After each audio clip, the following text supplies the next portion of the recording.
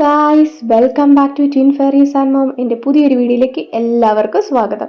അപ്പോൾ ഞാൻ സൺഡേ സ്പെഷ്യലായിട്ട് ഒരു നെയ്ച്ചോറിൻ്റെ റെസിപ്പി ആയിട്ടാണ് എത്തിയിരിക്കുന്നത്. അപ്പോൾ നമുക്ക് വീഡിയോയിലോട്ട് പോവാം. അപ്പോൾ ഞാൻ അതിനാവശ്യമായ സാധനങ്ങളെല്ലാം കട്ട് ചെയ്ത് വെച്ചിട്ടുണ്ട്. സവാള, പച്ചമുളക്, വെളുത്തുള്ളി, കാഷ്യൂസ്. അപ്പോൾ നമുക്ക് കുക്കറിലാണ് നെയ്ച്ചോറ് ഞാൻ പ്രിപ്പയർ ചെയ്യുന്നത്. അപ്പം അതിനായിട്ട് കുക്കർ എടുത്ത് വെച്ചിട്ടുണ്ട്. ഇനി നമുക്ക് നെയ്യ് ഇട്ട് കൊടുക്കാം. നമ്മളെ നെയ്ച്ചോറിന് നെയ്യാണല്ലോ ആദ്യമായിട്ട് വേണ്ടത്. അപ്പോൾ ഞാൻ നമ്പീഷൻസിൻ്റെ ഗീ ആണ് എടുത്തിരിക്കുന്നത്. അപ്പോൾ അതൊരു 3 സ്പൂണോളം നമ്പീഷൻസിൻ്റെ ഗീ ഇട്ട് കൊടുക്കുന്നുണ്ട്. ഇട്ട് കൊടുത്തതിന് ശേഷം നമുക്കിനി കാഷ്യൂസ് ഇട്ട് കൊടുക്കാം. നമുക്ക് കാഷ്യൂസ് ഇട്ട് നന്നായിട്ടൊന്ന് റോസ്റ്റ് ചെയ്തെടുക്കാം. അപ്പോൾ ഞാനിപ്പോൾ ഒരു 10-12ഓളം കാഷ്യൂസ് എടുത്തിട്ടുണ്ട്. നിങ്ങൾക്ക് അതിൽ കൂടുതൽ ഇടാൻ ഇഷ്ടമാണെങ്കിൽ അതിൽ കൂടുതൽ ഇടാം. അതൊക്കെ ഓരോരുത്തരുടെ ഇഷ്ടം അനുസരിച്ച് ഇടാം. നമുക്കിനി ചൂടായിട്ട് വന്ന നെയ്യിലോട്ട് നമുക്ക് കാഷ്യൂസ് ഇട്ട് കൊടുക്കാം. കാഷ്യൂസ് ഇട്ട് കൊടുത്തതിന് ശേഷം നമുക്കൊന്ന് നന്നായിട്ടൊന്ന് റോസ്റ്റ് ചെയ്ത് കരിഞ്ഞു പോകരുത്. കരിഞ്ഞു പോകാതെ നമ്മൾ പെട്ടെന്ന് തന്നെ റോസ്റ്റ് ചെയ്തിട്ട് നമുക്കൊന്ന് അത് കോരി മാറ്റാം. കാര്യം ഒരുപാട് നേരം നെയ്യ് കിടന്നാൽ ചിലപ്പോൾ അത് കരിഞ്ഞു പോകാൻ സാധ്യതയുണ്ട്. അപ്പോൾ അതുകൊണ്ട് ഞാനത് റോസ്റ്റ് ചെയ്തതിന് ശേഷം മാറ്റി വേറൊരു പാത്രത്തിലോട്ട് വെക്കുന്നുണ്ട്. ഇനി നമ്മൾക്ക് ആവശ്യമായ സ്പൈസസ് ഇട്ട് കൊടുക്കുക. അതായത് ബേ ലീവ്സ്, ഞാനിവിടെ ഒരു 3 ബേ ലീവ്സ് എടുത്തിട്ടുണ്ട്. ഇനി നമുക്ക് ഒരു 3-4 കഷ്ണം പട്ട, പിന്നെ ഗ്രാമ്പൂ, അതും ഒരു 3-4 ഗ്രാമ്പൂ എടുത്തിട്ടുണ്ട്. ഏലക്ക അതും ഇട്ട് കൊടുക്കാം.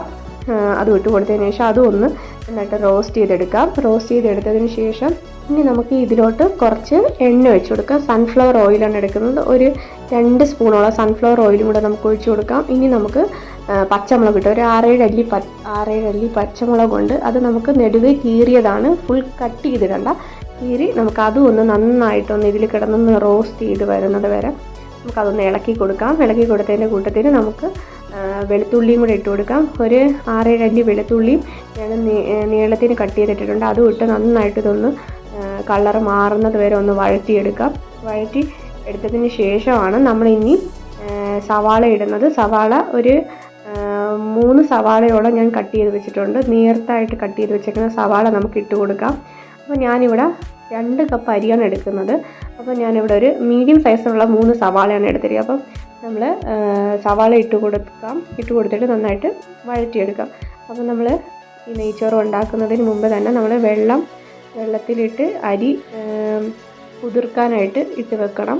ഇട്ട് വെച്ചതിന് ശേഷം ഒരു അരമണിക്കൂർ കുതിർത്തതിന് ശേഷം നമ്മൾ ഊറ്റി ഒരു സ്ഥലത്തോട്ട് മാറ്റി വെച്ചിട്ട് വേണം നമ്മൾ ഈ നെയ്ച്ചോറ് പ്രിപ്പയർ ചെയ്യാൻ തുടങ്ങണം. അപ്പോൾ നമുക്കതിൽ ആവശ്യമായിട്ട് ഉപ്പും എല്ലാം ഇട്ട് കൊടുത്തിട്ട് നമുക്ക് കുറച്ച് നേരം ഒന്ന് അടച്ച് വെച്ചൊന്ന് വേവിക്കാം. അപ്പോൾ നമുക്കിതൊന്ന് ഉള്ളിയൊക്കെ നല്ല സോഫ്റ്റായിട്ട് വരും. അപ്പോൾ നമുക്കിപ്പം നന്നായിട്ട് വഴണ്ടി വരുന്നുണ്ട്.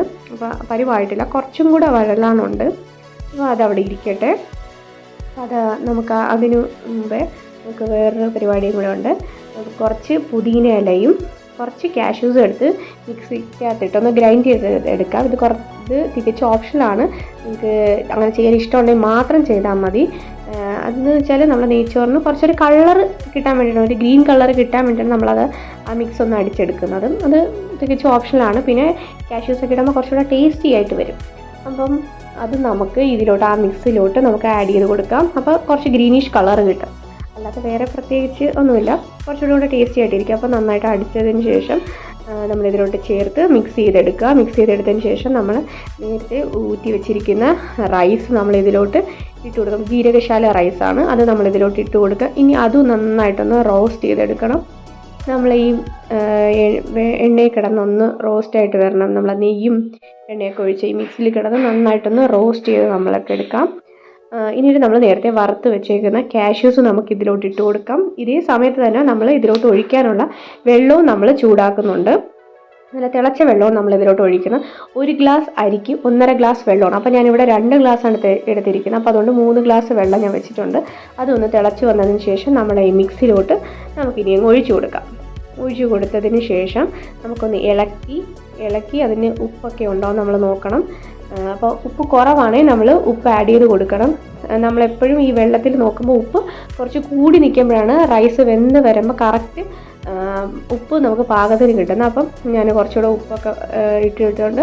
ഇനി കുറച്ച് 3-4 പച്ചമുളക് മാറ്റി കുറച്ച് എരിവുണ്ട്. അപ്പം മക്കൾക്ക് കൊടുക്കുമ്പോൾ എരിവ് കുറച്ച് കൂടുതലാണെങ്കിലും കഴിക്കാൻ ബുദ്ധിമുട്ടായിരിക്കും. അതുകൊണ്ട് ഞാൻ 3-4 എണ്ണം ഞാൻ അങ്ങെടുത്ത് മാറ്റിയിട്ടുണ്ട്. ഇനി നമുക്ക് നല്ല തിളച്ച് വന്നതിന് ശേഷം നമ്മൾ കുക്കറിൻ്റെ മൂടി വെച്ചൊന്ന് അടയ്ക്കാം. അടച്ചതിന് ശേഷം നമ്മൾ വിസിൽ ഉടനെ വെക്കരുത്. വെയിറ്റ്, അതായത് അത് നന്നായിട്ട് ആവി പുറത്തോട്ട് വരാൻ തുടങ്ങിയതിന് ശേഷം ഒന്ന് ടൈറ്റ് ആവും. അതിന് ശേഷം ഇത് വെക്കാവും. വെച്ചതിന് ശേഷം ഈ ഫ്ലെയിം കുറച്ച് കൂടുതലാണ് ഈ അടുപ്പിൽ. അപ്പോൾ ഞാനൊന്ന് മാറ്റി അപ്പുറത്തോട്ട് ഇറക്കി വെക്കുവാണ്. അതിലോട്ട് ഫ്ലെയിം കുറവാണ്. അപ്പോൾ ഫ്ലെയിം കുറഞ്ഞുള്ളതിൽ ഒരു 10 മിനിറ്റ് വിസിൽ വരുന്നതിന് മുന്നേ തന്നെ നമുക്കിത് ഓഫ് ചെയ്യാം.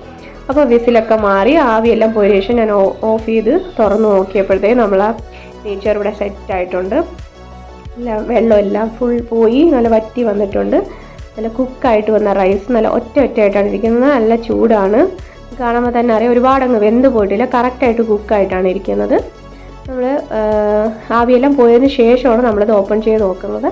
ഇനിയിപ്പോൾ ഞാനൊരു പാത്രത്തിലോട്ട് ഇടാം. ഞങ്ങൾ ഉച്ചയ്ക്ക് ഫുഡ് കഴിക്കാനുള്ള നേരമായി. അപ്പോൾ ഞങ്ങൾ 4 പേരും കൂടി ഇരുന്ന് ഒരുമിച്ച് കഴിക്കാനാണ്. നല്ല നെയ്ച്ചോറും നല്ല ബീഫ് കറിയും ഒക്കെ ആയിട്ട് ഞങ്ങൾ ഉച്ച ഊണ് ഇവിടെ റെഡി ആയി കഴിഞ്ഞു. ഇന്ന് സൺഡേ സ്പെഷ്യലായിട്ട് ഞങ്ങൾക്ക് നെയ്ച്ചോറും നല്ല ബീഫ് കറിയുമാണ്. അപ്പോൾ കുറച്ച് നെയ്ച്ചോറ് ഒരു പാത്രത്തിലോട്ട് എടുത്ത് ഇനി നമ്മൾ ആ കറിയും കൂടെ എടുത്ത് കഴിക്കട്ടെ. അപ്പോൾ എല്ലാവരും കഴിച്ച് കാണും. ഞങ്ങളുടെ ടൈമായി, ഞങ്ങൾ കഴിക്കുവാണ്.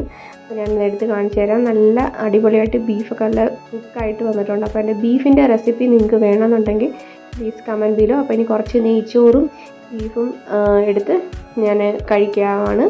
അപ്പോൾ ഇത് കാണുമ്പോൾ തന്നെ അറിയാം നല്ല കൊതി വരുന്നുണ്ടായിരിക്കും അല്ലേ. അപ്പോൾ എല്ലാവരും പെട്ടെന്ന് പോയി ഇതൊന്ന് ട്രൈ ചെയ്ത് നോക്കുക. ഇഷ്ടമായെങ്കിൽ സപ്പോർട്ട് ചെയ്യുക. Thanks for watching. Bye bye.